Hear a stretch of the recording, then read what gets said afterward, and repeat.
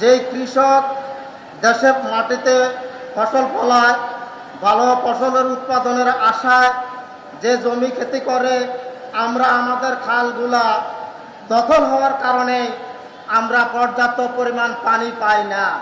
তাই আমরা কৃষিক্ষেত্রে অনেক ক্ষতিগ্রস্ত হই।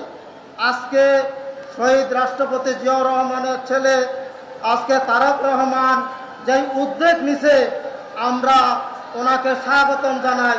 এমনকি আমার পক্ষ থেকে ওনাকে জানাই আসসালামু আলাইকুম।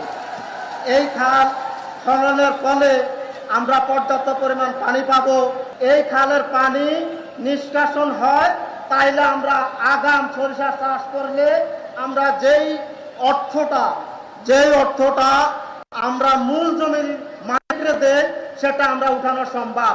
দেশে আমরা অন্তত পক্ষে কৃষি উন্নয়নটা আরো বাড়াতে পারবো। তার পাশাপাশি এই খাল খননের ফলে আমরা সুস্থ থেকে নদীর সাথে যে সংযোগ, আমাদের অনেক মাছ যেটা বিলীন হয়ে গেছে, আমরা এখন আর দেখি না।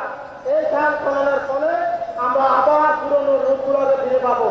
তাই আমি আমার পক্ষ থেকে দেশনেত্রী প্রধান তারেক রহমানকে আমি আমার পক্ষ থেকে ধন্যবাদ জানাই।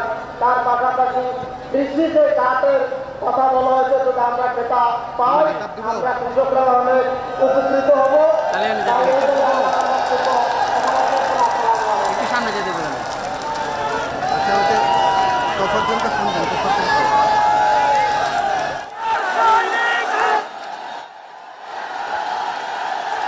চমৎকার একটা মুহূর্ত কাটাচ্ছি আমরা, আমাদের মনে থাকবে এই মুহূর্তের কথা।